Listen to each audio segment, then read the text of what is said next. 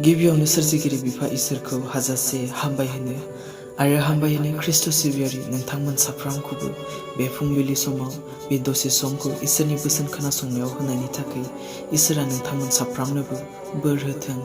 आं बोसोनखौ फरायनो लादों जाहैबाय जागायजेननायनि लिरनाय 2 अध्याय 7 पद।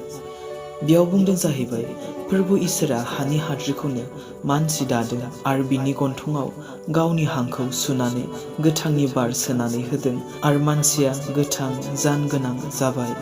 दिनै बे बोसोननि जगिदि बेखौनो मिथियोदि दिनै जों मानसिया जाहैबाय हाद्रिसो। दिनै जोंखौ हानिफ्राय लानाय जादों, जोंखौ हाजों दानाय जादों। बे बाथ्राया खुनु गोदान नङा, नाथाय समाव जोङो बावगोमानानै थायो। समाव जोङो गावनि धोन सम्पति थाखा फैसाखौ लानानै जोङो बावगोमायो। दिनै जों गावदि हाद्रिसो। बेनिखायनो बे बाथ्राखौ दाबाव, नों सासे हाद्रिसो आरो सानसे हाद्रिजोंनो गोरोबलांफिनगोन। नों माखौ लानानै गोग्गा खालामगासिनो? नों गावनो मिथिया माबे समाव मा जालांगोन। नों माखौ लानानै दुगा जागासिनो? नोंनि धोन सम्पति, नोंनि थाखा फैसाखौ लानानै नामा? बेफोर गासैबो साननैसोनिल', थैनायनि उनाव बेफोर जेबो मुल्य गैया।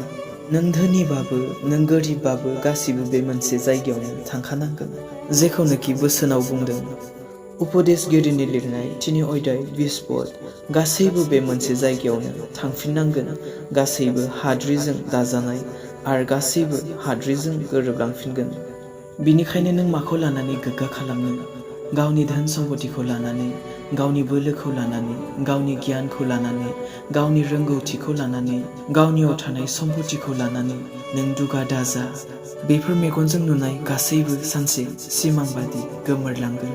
आरो दाबाव नों सासे हाद्रिसो, जेखौनोखि दोंसे मेथाइयाव बुंदों, सिमां बादि गोमोरलांगोन नोंनि जिउआ हर गेजेरजों।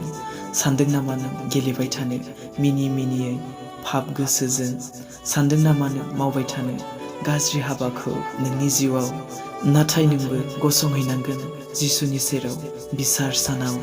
मानोना नों सासे दाजानायसो। आंगो होननानै लानो थाखाय नोंहा बे बुहुमाव जेबो गैया। अब्लाबो दि मानसिया एथ'ग्राब दुगा। बिनिखायनो बोसोनाव बुंदों उपदेशगिरिनि लिरनाय 12 अध्याय 7 पद।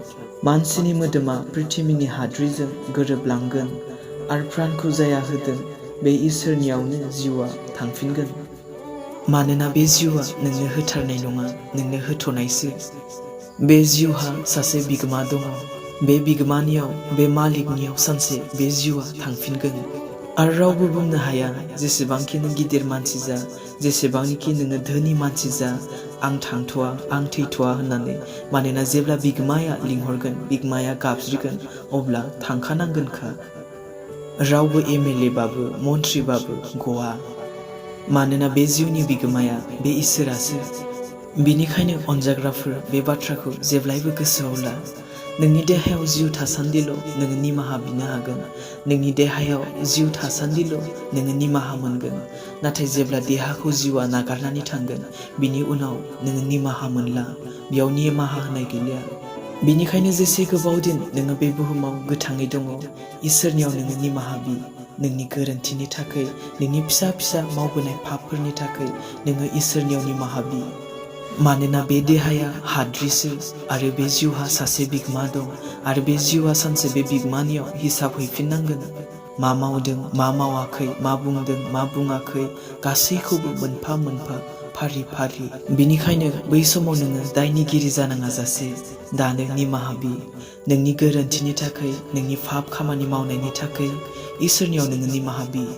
बेनो सम, बेनो मुगा, जेसेबां दिन नोंनि देहायाव बे जिउआ थागोन। गितफोरनि लिरनाय 146 नाम्बारनि 4आव बुंदों, मानोना हांआ ओंखारलांब्ला बिसोरो हाजों गोरोबफिनगोन। बि दिनाव बिसोरनि कल्पनाफ्राबो हलाय जागोन।